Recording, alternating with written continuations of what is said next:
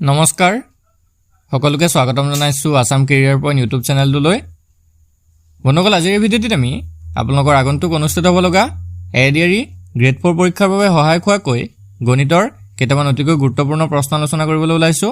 তো আপোনালোকে এই প্ৰশ্নকেইটা ভালদৰে চাই যাব আৰু কিছুমান ইম্পৰ্টেণ্ট ট্ৰিক্স লগতে ফৰ্মুলা কৈ দিম যাতে আপোনালোকে পৰীক্ষাত গৈ পিনে সহজতে এই প্ৰশ্নবিলাকৰ উত্তৰ কৰিব পাৰে। তো বলক দেৰি নকৰাকৈ প্ৰশ্নবিলাক আলোচনা কৰোঁ। প্ৰথম প্ৰশ্নটো হৈছে, দুটা ক্ৰমিক ধনাত্মক সংখ্যাৰ বৰ্গৰ পাৰ্থক্য 59 হলে সৰু সংখ্যাটো কিমান? What is the smaller number if the square difference of two consecutive positive number is 59? তো প্ৰথম কথা দিছে আমাক চাওক, ক্ৰমিক ধনাত্মক সংখ্যা বুলি কৈছে। তো ক্ৰমিক সংখ্যা মানে কি? এটাৰ পিছত এটা সংখ্যা। যদি ধৰক এটা 2 হয় তেতিয়া আনটো 3 হ'ব, এটা যদি 5 হয় আৰু এটা 6 হ'ব, এটা বোলে 100 হয় তেতিয়া আনটো 101 হ'ব। এনেকুৱাবিলাক হৈছে ক্ৰমিক সংখ্যা। আৰু ধনাত্মক বুলি ক'লে এইবিলাকে ধনাত্মক 2 3 5 100 এইবিলাক। যদি হে ঋণাত্মক বুলি কয় তেতিয়া মাইনাছ, মানে -2 -3 -100 -1000 এইবিলাক হৈছে ঋণাত্মক। ঠিক আছে, তো এইবিলাক বুজি ল'ব অলপ। তো ধনাত্মক আৰু ঋণাত্মক গম পালো। তো এটা যদি x হয়, সাপোজ আমি ধৰি লৈছো এটা সংখ্যা x, তেতিয়া ক্ৰমিক হলে কি হ'ব? আনটো x + 1। সেইটো সদায় মনত ৰাখিব। এটা যদি x হয় তো ক্ৰমিক যদি বুলি দিয়া আছে তেতিয়া x + 1 হ'ব, আৰু এটা যদি দিয়া থাকে x + 2 হ'ব, আৰু এটা দিয়া থাকিলে x + 3 তেনেকৈ হ'ব। আৰু সিহঁতৰ বৰ্গৰ পাৰ্থক্য বুলি কৈছে। তো প্ৰথম কথা হ'ল এই সংখ্যা দুটাৰ ভিতৰত কোনটো সৰু কোনটো ডাঙৰ সেইটো চাগে নিশ্চয় ধৰিব পাৰিছে। তো এই x থকাটো হৈছে সৰু, ঠিক আছে, আৰু x + 1 থকাটো হৈছে ডাঙৰ, কাৰণ এক এটা বাঢ়ি আছে ন তাত। তো x আৰু এটা হৈ গ'ল x + 1। এতিয়া এইকেইটাৰ বৰ্গ যদি কৰিবলৈ হয় তেতিয়া x ৰ বৰ্গ কৰিলে হৈ যাব x স্কোৱাৰ, আৰু x + 1 ৰ বৰ্গ কৰিলে হৈ যাবগে x + 1 হোল স্কোৱাৰ, এইটো হৈ যাবগে। আৰু সিহঁতৰ পাৰ্থক্য দিয়া আছিল আমাক 51। তো পাৰ্থক্য মানে কি? ডাঙৰ সংখ্যাৰ পৰা সৰু সংখ্যা বিয়োগ কৰিব লাগে। তো ডাঙৰটো আছিলে x + 1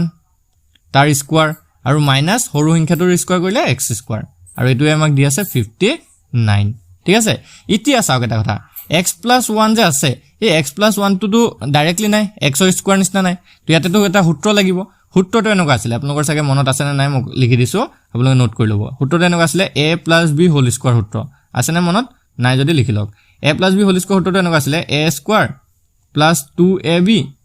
+ b square, a square + 2ab + b square, এইটো আছিলে সূত্ৰ। তো এই সূত্ৰটোত আমি ভাঙিব লাগিব x + 1 হোল স্কোৱাৰটো। তো এইটো যদি আমি কৰিবলৈ যাওঁ x স্কোৱাৰ হ'ব + 2 আৰু x আৰু 1 পূৰণ কৰিলে 2x হ'ব, + 1 স্কোৱাৰ কৰিলে 1 হ'ব, - x স্কোৱাৰ ইকুৱেল 59 হৈ থাকিলে। এতিয়া চাওক, এটা x স্কোৱাৰ প্লাছত আছে, এটা x স্কোৱাৰ মাইনাছত আছে, দুটা কটা গ'ল। এতিয়া থাকি গ'ল কি? চিম্পল 2x থাকি গ'ল কি? 2x + 1 ইকুৱেল 59 থাকিল। তো এতিয়া আমি সলভ কৰি পিনে x ৰ ভ্যালুটো উলিয়াই দিম। তো x ৰ ভ্যালু যদি আপোনালোকে উলিয়াবলৈ যায় কি হ'ব? 2x ইকুৱেল এইটো 59 ৰ পৰা 1 এটা মাইনাছ হৈ যাব, কাৰণ এইটো প্লাছ আছে ইফালে গ'লে মাইনাছ। তো 59 ৰ পৰা 1 এটা গুচি গ'লে হৈ যাব 58। ঠিক আছে, এতিয়া x ৰ ভ্যালুটো উলিয়াই দিয়ক। তো x ৰ ভ্যালুটো ওলাই যাব 58/2, আৰু 58ক যদি 2 ৰে হৰণ কৰে এইটো হৈ যাবগে 2 এ যাব দুবাৰ, আৰু এফালে থাকিলে 18, 2 9 18, 29। তো x টো ওলাই গ'লগে আমাৰ 29। এতিয়া চাওক, সৰু সংখ্যাটো আমাক উলিয়াব দিছে নাই? সৰু সংখ্যাটো দেখোন x আছিলে, তো x ৰ ভ্যালুটোৱে 29 হয়। অপশ্যন কোনটোত আছে? অপশ্যন বিত আছিল। তো অপশ্যন বিটো হৈ যাব শুদ্ধ উত্তৰ। তো এনেধৰণে আপোনালোকে প্ৰশ্নটো চাব লাগিব। তো ইয়াতে আপোনালোকক বুজাওঁতে অলপ টাইম লাগিছে, কিন্তু আপোনালোকে যেতিয়া নিজে প্ৰেক্টিছ কৰিব তেতিয়াহ'লে কিন্তু আপোনালোকে একদম কম সময়ৰ ভিতৰতে উলিয়াব পাৰিব। সেইকাৰণে আপোনালোকে সদায় আপোনালোকে মেথছৰ যিবিলাক ক্লাছ আছে, আমি ডেইলি ক্লাছবিলাক কৰাই থাকিম, সেইকাৰণে চাই থাকিব। আৰু এনেধৰণৰ প্ৰশ্নবিলাক ইয়াতকৈ হাৰ্ড লেভেলৰ প্ৰশ্নবিলাকো লৈ আনিম। তো বলক নেক্সট কুৱেশ্যনটোলৈ যাওঁ। নেক্সট আৰু এটা কুৱেশ্যন ৰাখিছোঁ, 84ৰ মৌলিক উৎপাদকবোৰৰ যোগফল কিমান? What is the sum of the prime factors of 84? এতিয়া মৌলিক উৎপাদক বিশ্লেষণ আপোনালোকে জানে নে নাজানে? তো সেইটো আপোনালোকে শিকিব লাগিব যে যিকোনো সংখ্যাৰ মৌলিক উৎপাদক বিশ্লেষণ কেনেকৈ কৰিব। তো মৌলিক সংখ্যাবিলাক মই আপোনালোকক মানে ডেইলি ক্লাছত কৈ আছোঁ যে মৌলিক সংখ্যাবিলাক চাব, ডেইলি মৌলিক সংখ্যাবিলাক চাই ল'ব। তো মৌলিক সংখ্যা যদি আমি চাবলৈ যাওঁ এনেকৈ আছিলে 2 3 5 7 এইবিলাক হৈছে মৌলিক সংখ্যা। তো 2ৰ মানে একেবাৰে আপোনালোকে 1ৰ পৰা 100 লৈকে মৌলিক সংখ্যাবিলাক মনত ৰাখি ল'ব। এতিয়া আমি যদি 84ৰ মৌলিক উৎপাদক উলিয়াবলৈ যাওঁ, এনেকৈ ছুটি নিয়মত আপোনালোকে উলিয়াবলৈ শিকিছেনে নাই? এনেকৈ শিকি ল'ব। 2 কৰিলে আমি হৰণ যদি কৰোঁ এইটো যাবগৈ 2 4 × 8, 2 2 × 4 42 টাইমছ। আকৌ 2 যদি কৰোঁ 2 2 × 4, 2 × 2, এইটো হৈ গ'লগৈ 21। আকৌ 3 যদি কৰোঁ 3 7 × 21। এতিয়া কিমান পালোঁ আমি মৌলিক উৎপাদক যদি উলিয়াওঁ? 84টো হৈ গ'ল 2 পূৰণ 2 পূৰণ 3 পূৰণ 7। এতিয়া আমাক যে মৌলিক উৎপাদকটা পালোঁ 2 2 3 7, এইকেইটাৰ যোগফলটো সুধিছে। ঠিক আছে, কৈছে নহয় যোগফল কিমান? 2 2 4, 4 7, 7 7 14, সিহঁতৰ যোগফলটো হৈ গ'লগৈ 14। কোনোবা অপশ্যন আছেনে? অপশ্যন চিত আছে। তো অপশ্যন চিটো হৈ যাব শুদ্ধ উত্তৰ। আশা কৰিছোঁ বুজি পাইছে তো এনেধৰণৰ প্ৰশ্নবিলাক আপোনালোকে এতিয়া এনেকৈ কৰিব পাৰিব আৰু যিটো মৌলিক উৎপাদক হয় সেই মৌলিক উৎপাদকবিলাক আপোনালোকে ঘৰত প্ৰেক্টিছ কৰি চাব কিমান মৌলিক উৎপাদক আপোনালোকে উলিয়াব পাৰে এনে এটা সংখ্যা উলিয়াই লৈ ল'ব যে বোলে নিজে ৰেণ্ডমলি কিবা এটা সংখ্যা লৈ ল'ব আৰু সেই সংখ্যাবিলাকৰ মৌলিক উৎপাদক উলিয়াই চাব ঠিক আছে তো বলক নেক্সট কুৱেশ্যনটোলৈ আগবাঢ়িম নেক্সট আৰু এটা কুৱেশ্যন ৰাখিছে দুটা ধনাত্মক সংখ্যাৰ অনুপাত 4:5 আৰু সংখ্যা দুটাৰ গুণফল 1620 হ'লে বৃহত্তম সংখ্যাটো কিমান হ'ব If the ratio of two positive number is 4:5 and the product of the two number is 1620, the largest number is দুটা ধনাত্মক সংখ্যা দিয়া আছে আৰু হেতৰ অনুপাতটো দিয়া আছে 4:5 তো আমি এটা সংখ্যাক 4x ধৰি লম আৰু এটা সংখ্যাক 5x ধৰি লম আৰু হেতৰ গুণফলটো দিয়া আছে 1620 তো 4x পূৰণ 5x এটো আমাক দিয়া আছে 1620 ঠিক আছে এটা যদি পূৰণ কৰে x ৰ ভ্যালুটো উলিয়াই লওক 4 আৰু 5 পূৰণ কৰিলে 20 x আৰু x পূৰণ কৰিলে যাব x স্কয়াৰ তো 20x স্কয়াৰ = 1620 হৈ থাকিলে 1620 তো এতিয়া x স্কয়াৰৰ ভ্যালুটো যদি আমি চাবলৈ যাওঁ 20 টো ইফালে গলে হৰণ হৈ যাব 1620 তলত 20 শূন্য শূন্য এটা কাটি দিয়ক 2 যদি 162 কাটে এটো হৈ যাব 81 টাইমছ এটা x ৰ স্কয়াৰ ওলাই আছে ন x তো এফালে স্কয়াৰটো আঁতৰাই দিলে এফালে হৈ যায় √81 তো √81 মানে কি 9 9 গুণ একাকি তো x ৰ ভ্যালুটো আমাৰ কিমান লাগল 9 ওলাই গল x ৰ ভ্যালুটো কিমান লালে 9 ওলালে এতিয়া আমি যদি কি কৈছিল চাকচোন বৃহত্তম সংখ্যাটো তো অনুপাতটো বৃহত্তম অনুপাতটো কোনটো আছিল 5 তো x ৰ লগত 5 পূৰণ কৰি দিয়ক মানে 9 ৰ লগত 5 পূৰণ কৰি দিয়ক আৰু 9 ৰ লগত যদি 5 পূৰণ কৰে এটো হৈ যাব 45 9 5 গুণ 45 আমাৰ ওলাব লগা যেটো সংখ্যা আছিল হেটো হৈ যাব 45 অপচন বি আছে তো অপচন বি টো হৈ যাব শুদ্ধ উত্তৰ তো আশা কৰিছো বুজি পাইছে যদি বুজি পাইছে ভিডিওটো লাইক এটা কৰি যাব আৰু ইয়াতে আপোনালোকক এটা ইম্পৰ্টেন্ট কথা জনাই থওঁ যেটো আপোনালোকৰ যেটো গ্ৰেড 4 এক্সাম হেটো 27 অক্টোবৰ তাৰিখে অনুষ্ঠিত হ'বলৈ গৈ আছে 8 পাস সকলৰো আৰু 10 পাস সকলৰো সো এই পৰীক্ষাসমূহৰ বাবে যদি কিছুমান ইম্পৰ্টেন্ট পিডিএফs লাগে তেতিয়া হলে আপোনালোকে পাই যাব তো সেই গুটেই পিডিএফ নোটছ কিনি যদি এতিয়াৰ পৰা আপোনালোকে ভালদৰে পঢ়ি থাকে তেতিয়া হলে আপোনালোকৰ এটা ভাল ৰিজাল্ট হোৱাৰ আশা আছে আৰু বহুত কমন পৰিব গুটেখিনি পঢ়িলে তো যদি কাৰোবাৰ প্ৰয়োজন হয় স্ক্ৰিনত থকা নাম্বাৰটোত আমাক WhatsAppত মেছেজ কৰি এই পিডিএফ নোটছ বিলাক এতিয়াই লৈ লওক আৰু আজিৰ পৰা পঢ়া ষ্টাৰ্ট কৰি দিয়ক তো যদি কাৰোবাৰ প্ৰয়োজন হয় লৈ ল'ব আৰু মক টেষ্ট লাগিলেও পাই যাব মাত্ৰ 25 টকাত মক টেষ্ট পাই যাবগে তো বলক নেক্সট কোৱেশ্যনটো আগবাঢ়িম নেক্সট আৰু এটা কোৱেশ্যন দিছো 2/3 5/6 1/5 3/10 ৰ ভিতৰত আটাইতকৈ ডাঙৰ ভগ্নাংশটো কোনটো তো চাওক ভগ্নাংশৰ এনে ধৰণৰ প্ৰশ্নটো এটা আহিব চিয়ৰ 100% যদি নাহে তাৰ পিছত ক'ব তো ভগ্নাংশৰ প্ৰশ্নবিলাক কেনেকৈ কৰিব আটাইতকৈ ডাঙৰ ভগ্নাংশটো কেনেকৈ উলিয়াব বা আটাইতকৈ সৰু ভগ্নাংশটো কেনেকৈ উলিয়াব তো ইয়াতো আহি যাব আপোনালোকৰ LCM ৰ কথা তো LCM HCF টো এটা অতিকৈ গুৰুত্বপূৰ্ণ বিষয় হয় আৰু ভালদৰে চাই ল'ব এই প্ৰশ্নটোতে মই LCM HCF টো ভালদৰে বুজাই দিম ঠিক আছে এটা কি কৈছে চাওক 2/3 দিয়া আছে এটা সংখ্যা তাপা 5/6 দিয়া আছে ঠিক আছে আৰু এটা দিয়া আছে 1/5 দিয়া আছে আৰু এটা দিয়া আছে 3/10 এতিয়া এই সংখ্যাকেইটাৰ ভিতৰত আমি কোনটো ডাঙৰ কেনেকৈ গম পাম ডাইৰেক্ট লিখিলেতো গম নাপাওঁ তো কি কৰিব লাগিব আমি তলৰ যে হৰকেইটা আছে 3 6 5 10 এই গিটা সংখ্যাৰ লসাগু উলিয়াই ল'ব লাগিব লসাগু উলিয়াই হিহঁতৰ লসাগুটো একেই কৰি পেলাব মানে যেটো হৰ আছে গোটেই গিটাৰ হৰ একেই কৰি পেলাব লাগিব ঠিক আছে মানে কি কৈছো মই কৰি গলে আপোনালোকে বুজি পাব তো 3 6 5 আৰু 10 কেনেকৈ লসাগু উলিয়াব লসাগু উলিয়াটো শিকাই লৈছো চাওক 3 6 5 আৰু 10 আছে এতিয়া কি কৰিব ইহঁতৰ সুতি নিয়মত লসাগুটো উলিয়াবলৈ চেষ্টা কৰিব তো প্ৰথমতে আমি চাব লাগিব মানে গোটেই সংখ্যাকেইটা কিহেৰে হৰণ যায় তো চাও 3 ৰে কাটি চাও 3 এবাৰ যাব 6 দুবাৰ যাব তাৰ 5 আৰু 10ক নাযায় ন 5 আৰু 10 টো নমাই লৈ নক তাৰপা যদি চাও 2 ৰে কাটি চাও 2 ৰে 1 টো নাজানে 1 নামি আহিব 2 ৰে 2ক যাব এবাৰ 5 আৰু 5 নামি আহিব 10 টোক যাব 5 বাৰ ঠিক আছে এটা 5 5 দুটা পালো 5 এটা কাটি দিয়ক 1 তাৰপা 5কো যাব এবাৰ আৰু 5কো যাব এবাৰ তো আমি কি পাই গল গুটেকেইটা লাষ্টত 1 1 পাই গল এতিয়া আমাৰ কি থাকিলে 3 2 আৰু 5 এই 3 2 আৰু 5 পূৰণ কৰিব লাগ 3 2 গুণ 6 6 5 গুণ 30 তো এই গুটেকেইটা সংখ্যাৰ যেটো LCM হেটো LCM টো পাই গলো আমি 30 মানে লসাগুটো আমি পাই গলো কিমান 30 এতিয়া চাওক এটা কথা ভালদৰে মন কৰিব এতিয়া মেইন যেটো প্ৰশ্ন হেটো আহিব এতিয়া 2/3 যে 3 টো আছিল তলৰ এই 3 টোকো 30 বনাব লাগিব 6 টোকো 30 বনাব লাগিব 5 টোকো 30 বনাব লাগিব আৰু 10 টোকো 30 বনাব লাগিব তো কেনেকৈ বনাব এতিয়া চাই লওক ভালদৰে কেনেকৈ বনাব তো মই গুটেটো মুছি দিছো চাই লওক এতিয়া 2/3 বনাব লাগিব হয় না 2/3 কেনেকৈ 30 বনাব তো 3 ৰ লগত 10 পূৰণ কৰিলে 30 হৈ যাব এতিয়া ওপৰটো 2 ৰ লগত 10 পূৰণ কৰক এটো হৈ গলগে কিমান 30 আৰু ওপৰত হলগে 20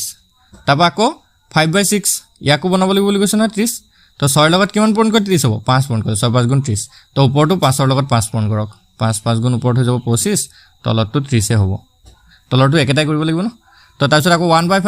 1/5 টোৰ যদি 5 ৰ লগত পূৰণ কৰোঁ 5 6 গুণ 30 আকৌ 1 ৰ লগতো 6 পূৰণ হ'ব তো 1 6 গুণ 6 আৰু ইফালে 6 5 গুণ 30 আৰু এটা থাকি গ'ল ন এটো আছিলে 3/10 তো 3/10 কো আমি পূৰণ কৰিব লাগিব 10 ৰ লগত যদি 3 পূৰণ কৰোঁ এটো হৈ যাব 30 আকৌ ওপৰটো 3 পূৰণ কৰিব লাগিব এটো হৈ যাবগে 9/30 এতিয়া ওলাইছে নে গোটেইকেইটাতে তলত 30 আছে চাওক গোটেইকেইটাতে তলত 30 আছে এটোটো 30 এটোটো 30 এটোটো গোটেইকেইটাতে 30 মানে আছে এতিয়া ইয়াৰ ভিতৰত চাওক ওপৰত আটাইতকৈ ডাঙৰ সংখ্যা কোনটোত আছে তো ওপৰত দেখিছো আটাইতকৈ ডাঙৰ এটোত আছে 25 আছে তো এটো হৈ যাব আমাৰ আটাইতকৈ ডাঙৰ মানে 5/6 টো অপচন বি টো হৈ যাব শুদ্ধ উত্তৰ আৰু যদি আটাইতকৈ সৰুটো সুধিলেতেন আটাইতকৈ সৰুটো যদি সুধিলেতেন তেতিয়া এইটো হলতেন 1/5 টো হলতেন হেতু অকল 6/30 আছে ন তো এই 1/c টো অপচন শুদ্ধ হলতেন যদি আটাইতকৈ সৰুটো সুধিলেতেন ঠিক আছে এতিয়া আটাইতকৈ ডাঙৰটো সুধিছে সো 5/6 টো হৈ যাব আটাইতকৈ ডাঙৰ তো আশা কৰিছো বুজি পাইছে তো নেক্সট কোৱেশ্চনটো আগবাঢ়ো নেক্সট কোৱেশ্চনটোত কি দিছে চাওক 18 আৰু 21 ৰ লখাগু আৰু গসাউৰ সমষ্টি কিমান তো ইয়াতে আমি লখাগু আৰু গসাটো শিকিব লাগিব ভালকে what is the sum of the LCM and HCF of 18 and 21 তো লখাগু আৰু গসাগু উলিওৱাৰ বহুত নিয়ম আছে তো এটা আছে ছুটি নিয়ম এটা আছে আপোনালোকৰ উৎপাদক বিশ্লেষণ কৰিও উলিয়াব পাৰি তো মই ছুটি নিয়মটো শিকাম আৰু ছুটি নিয়মটোতে আপোনালোকে কৰিবলৈ সহজ পাব এতিয়া চাওক 18 আৰু এনেকে 18 আৰু 21 টো পাতি লওক 18 আৰু 21 টো পাতি লওক এতিয়া 18 আৰু 21ক একে কিবা সংখ্যাৰে হৰণ যায় নেকি হেতু চাব মানে কিবা মৌলিক সংখ্যাৰে হৰণ যায় নেকি হতক 2 ৰে যদি চেক কৰো 2 ৰে 18ক যাব কিন্তু 21ক হৰণ নাযায় তো 2 টো নলাব 3 ৰে চাওকচোন 3 ৰে যাব 3 এ 18ক যদি চেক কৰো 3 6 গুণ 18 আৰু 21ক যাব 3 7 গুণ 21 হৈ গল গুছি গৈছে সিম্পল তো আৰু তো নাযায় চাওক 6 আৰু 7ক কিবা সংখ্যা হৰণ যায় জানো নাযায় তো আমাৰ এই 3 টো হৈ থাকিলে গখাও ঠিক আছে আৰু যেহেতু হৰণ নাযায় তো গখাওটো আমাৰ হৈ থাকিলে 3 এটোৱে গখাওটো 3 আৰু লখাও কেনেকৈ উলিয়াব লখাগুৱে গোটেইকেইটা পূৰণ কৰিব 3 6 আৰু 7 গোটেইকেইটা পূৰণ কৰি পেলাব 3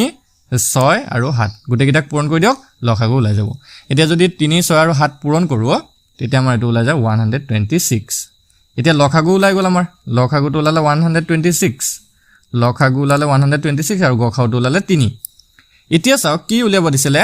এই গখাও আৰু লখাগুৰ সমষ্টি কিমান মানে 126 আৰু 3 যোগ কৰি দিয়ক 129 নহব জানো এটা 126 আৰু 3 যোগ কৰিলে 129 ওলাব অপচন সি আছে অপচন সি টো হৈ যাব শুদ্ধ উত্তৰ তো এনে ধৰণে আপোনালোকে প্ৰশ্নবিলাক কৰিব লাগিব তো আশা কৰিছো বুজি পাইছে তো নেক্সট কোৱেশ্চনটো আগবাঢ়িম নেক্সট কোৱেশ্চনটো দিছে চাওক দুটা সংখ্যাৰ লখাগু আৰু গখাও ক্ৰমে 315 আৰু 7 আৰু তাৰে এটা সংখ্যা 35 হলে আনটো সংখ্যা কিমান হ'ব if the LCM and HCF of two number is 315 and 7 respectively and the one of the number is 35 then what is the other number তো চাওক এনেকুৱা ধৰণৰ প্ৰশ্ন এটা আহিব আপোনালোকে চাই যাব ভালদৰে চাই যাব এনেকুৱা প্ৰশ্নবিলাক 100% কমন এটো আহিবই তো কি কৈছে এনেকৈ দুটা সংখ্যাৰ লখাগু আৰু গখাগুৰ দিয়া থাকে কেতিয়াবা লখাগু আৰু গখাগুৰ পূৰণফলো দিয়া থাকে কেতিয়াবা এটা সংখ্যা দুটা সংখ্যা দিয়া থাকে লখাগু দিয়া থাকে গখাগুটো উলিয়াব দিয়ে তো এইটো এটা সূত্ৰ আছে মানে সেই সূত্ৰটো যদি এটা সূত্ৰ যদি মনত ৰাখে যেনেকুৱা ধৰণৰ প্ৰশ্ন আহিলে আপোনালোকে পাৰিব মানে তো সূত্ৰটো হৈছে এনেকুৱা LCM into HCF LCM into HCF is equal x into y x into y x আৰু y হৈছে সেই দুটা সংখ্যা মানে যি দুটা সংখ্যা দিয়া থাকিব ন সেই দুটা সংখ্যা এতিয়া ইয়াতে LCM কিমান দিছে চাওক আমি ডাইৰেক্ট সূত্ৰটো বহুৱাই দিম দেই LCM দিছে 315 আৰু HCF দিয়া আছে আমাক HCF দিছে 7 ঠিক আছে আৰু x টো ধৰি লৈছো আমি সৰি 7 নহয় 35 x টো ধৰি লৈছো 35 আৰু y টো আমাক উলিয়াবহে লাগে y টো উলিয়াব লাগে এতিয়া হে 35 টো কি হৈ যাব ইফালে গুছিলে হৰণ হৈ যাব ইফালে পূৰণ হৈছে ন হুঁচাইতে পূৰণ হৈছে যদি বাওঁ সাইডে আহিলে হৰণ হৈ যাব তো 315 পাতক ওপৰত আৰু 7 পাতক তলত 35 পাতক ঠিক আছে এটা হৰণ কৰি পেলালো ইয়াতে y হৈ গল 7 এ 35ক যাবগে পাৱাৰ 5 বাৰ 5 গুণ 35 আৰু 5 এ যদি 315 কাটে এটো যাবগে 63 তো আমাৰ y ভ্যালুটো ওলাই গল 63 ঠিক আছে এতিয়া আমাৰ এটো হৈ যাব आंसर যেটো আনটো সংখ্যা উলিয়াব দিছিল এটো হৈ যাব 63 অপচন ডি আছে তো অপচন ডি টো হৈ যাব শুদ্ধ উত্তৰ ঠিক আছে বুজি পাইছে তো বলক নেক্সট কোৱেশ্চন আগবাঢ়িম নেক্সট আৰু এটা কোৱেশ্চন ৰাখিছো কি দিছে চাওক দুটা সংখ্যা অনুপাত হৈছে 4:5 আৰু ইহঁতৰ গখাও দিছে 5 তেন্তে সংখ্যা দুটাৰ সমষ্টি কিমান তো এটা সংখ্যাক আমি 4x ধৰি লও আৰু এটা সংখ্যাক 5x ধৰি লও আৰু ইহঁতৰ গখাওটো দি আছে 5 এতিয়া গখাও মানে কি কৈছিল মই ইহঁতৰ দুটা যিকোনো দুটা সংখ্যাত থকা কমন ফেক্টৰস তো ইয়াতে চাওকচোন কমন দুইটাতে কি আছে x কমন আছে ন একদম ইয়াতে ওলাই আছে মানে x টো হৈ যাব 5 গখাওটো 5 মানে x টো 5 তো x ৰ মান যদি 5 হয় সংখ্যা দুটা ডাইৰেক্ট উলিয়াব পাৰিম দেখোন 4 পূৰণ 5 এটো হৈ যাব 4 পূৰণ 5 এটো হৈ যাব 5 পূৰণ 5 তো 4 5 গুণ 20 আৰু এটো হৈ যাব 5 5 গুণ 25 এটা যোগ কৰি দিয়ক 20 আৰু 25 যোগ কৰিলে যাব 45 এটো হৈ যাব आंसर অপচন এ হৈ যাব শুদ্ধ উত্তৰ অপচন এটো হৈ গল শুদ্ধ উত্তৰ তো মই আকৌ বুজাই দিছো যদি খেলিমেলি পাইছে দুটা সংখ্যাৰ অনুপাত দিয়া আছে আমাক 4:5 এটা 4 আছে আৰু এটা 5 অনুপাতত আছে তো ইহঁতৰ গখাওটো দি থৈছে 5 গখাও মানে কি দুইটাতে উৎপাদক আছে মানে দুইটাতে আছে মানে হেতু তো এটা সংখ্যাক যদি আমি 4x ধৰিছো এটাক যদি আমি 5x ধৰিছো তো এই x টোৱে গখাও নহব জানো দুইটাতে আছে এই x টোৱে হ'ব গখাও আৰু সেই কাৰণে x ৰ যেটো গখাওটো দিয়া থৈছে না 5 এইটো হৈ যাব গখাও তো x ৰ ভ্যালুটো যদি এটা বহুৱা দিও 4 5 গুণ 20 হ'ব এইটো আৰু এইটো 5 5 গুণ 25 হ'ব আৰু 20 আৰু 25 ৰ যোগফলটো আমাক খুদিছে ন সংখ্যাটোৰ সমষ্টি বা যোগফল তো 20 আৰু 25 হৈ গলে যাব 45 অপচন এট আছে অপচন এটো হৈ গল শুদ্ধ উত্তৰ তো আশা কৰিছো বুজি পাইছে যদি কোৱেশ্চন কেটা বুজি পাইছে যদি আপোনালোকৰ ভাল লাগিছে ভিডিওটো এটা লাইক কৰি দিব আৰু চেনেলটো সাবস্ক্ৰাইব কৰি ল'ব এনে ধৰণৰ ডেইলি ভিডিওসমূহ পাই থাকিবলৈ ধন্যবাদ